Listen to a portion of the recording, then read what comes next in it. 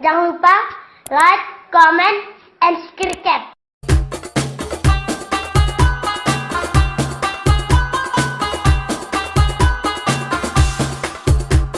Pertempuran Ain Jalut terjadi antara pasukan Islam Bahri Mamluk, Mesir dengan Kekaisaran Mongol pada tanggal 3 September tahun 1260 atau 25 Ramadan 658 Hijriah, di Galilea Tenggara di lembah Yizril dekat tempat yang sekarang dikenal sebagai Sumur Harod, Ain Jalut. Pertempuran ini tercatat dengan tinta emas dalam lembaran sejarah karena untuk pertama kali, pasukan Islam meraih kemenangan penting atas pasukan Mongol yang bengis dan kejam. Sebaliknya, bagi Mongol, ini adalah titik balik jangkauan pasukannya setelah sebelumnya benar-benar tak terbendung. Alkisah, pada 1258 tentara Hulagu Han menyerbu dan menjara ibu kota Kesultanan Islam, Baghdad pada 1258 Masehi. Pasukan kejam itu membantai penduduk dan menghancurkan istana, masjid, hingga perpustakaan seisinya. Diceritakan, kala itu sungai merah darah penduduk dan hitam dari tinta-tinta buku yang dihancurkan. Pasukan Mongol menebar teror ke seluruh penjuru negeri. Setelah menghancurkan peradaban Islam di Baghdad, Hulagu Han lantas mengincar Mesir yang kala itu sudah menjadi otonom dengan dinasti Mamluk. Ini adalah sebuah pemerintahan yang didirikan oleh kasta militer Mamluk, yang semula merupakan tentara elit Kesultanan Islam, dinasti Abbasiyah hingga Ayyubiyah. Hulagu mengirimkan utusan ke Mesir, meminta agar penguasa Mesir menyatakan menyerahkan kekuasaan dan tunduk di bawah kekuasaannya. Jika tidak, maka Mesir akan diluluhlantakkan sebagaimana Baghdad dan Damaskus. Namun, rupanya Sultan Saifuddin Qutuz masih percaya diri dengan kekuatan pasukannya. Ia tak termakan gertakan mengancam itu, meski harus menghadapi serbuan puluhan ribu tentara yang kejam. Menjawab ancaman ini, Sultan memerintahkan agar para utusan Mongol dieksekusi. Perbuatan Sultan itu memicu amarah Mongol yang lantas hendak menyerbu Mesir. Namun, bersamaan dengan itu, Hulagu Han harus kembali ke Mongol karena Mongke Han meninggal dunia.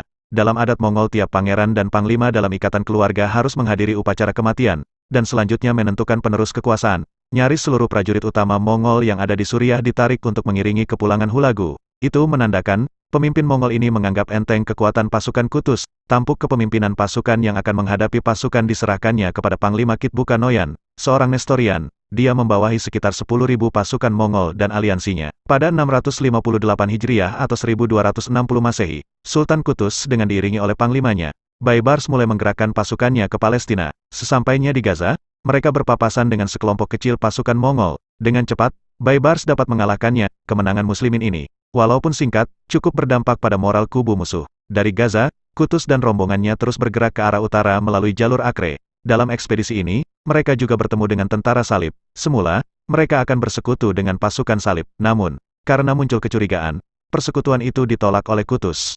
Mengingat, salah satu sekutu utama Mongol justru berasal dari kaum Nestorian, yang dipimpin Kitbuka Noyan yang kini harus dihadapi oleh Muslim. Kedua belah pihak berkemah di Tanah Suci Palestina pada bulan Juli tahun 1260 Masehi dan akhirnya berhadapan di Ain Jalut pada tanggal 3 September dengan kekuatan yang hampir sama yaitu tanda kurang lebih 20.000 tentara. Qutuz dan panglimanya lebih memahami wilayah tersebut dibanding Kitbuka. Mereka akan menggunakan keunggulan ini dalam menghadapi pasukan Mongol yang kejam. Qutuz juga mengirimkan mata-mata dari laporan yang diperolehnya. Pasukan Mongol tanpa kehadiran Hulagu, yang berarti ada sebagian besar pasukan yang ditarik ke Mongol. Fakta ini menaikkan moral pasukannya.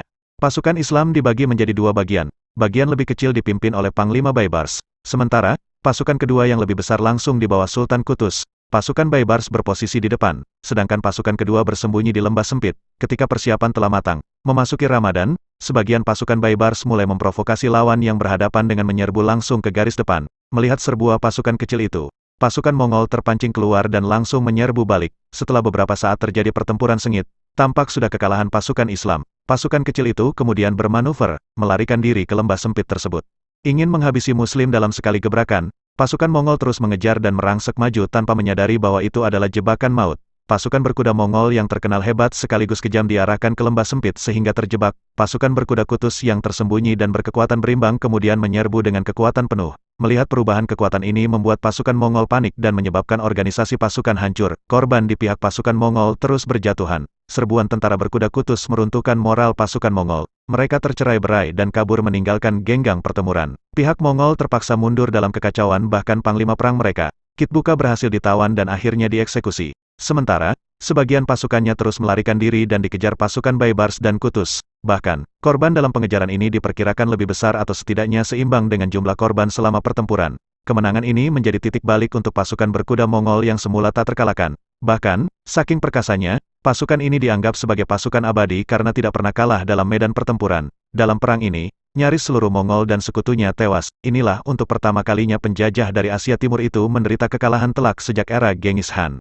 Kemenangan dinasti Mamluk ini juga berarti terjaganya seluruh peradaban Islam dari kepunahan. Kemenangan itu juga membuat moral negara-negara Islam naik yang lantas dilanjutkan dengan kampanye-kampanye militer terhadap Mongol. Kemenangan atas tentara Mongol ini membuat kekuasaan Mamalik di Mesir menjadi tumpuan harapan umat Islam di sekitarnya. Penguasa-penguasa di Syria segera menyatakan sumpah setia kepada penguasa Mamalik. Tidak lama setelah itu Qutuz meninggal dunia. Panglima Baybars, yang tangguh dan cerdas, diangkat oleh pasukannya menjadi sultan, tahun 1260 sampai tahun 1277. Ia adalah sultan terbesar dan termasyhur di antara Sultan Mamluk. Ia pula yang dipandang sebagai pembangun hakiki dinasti Mamalik, hingga akhirnya Mesir tunduk di bawah kekuasaan Daulat Utsmaniyah atau Kesultanan Ottoman, Turki.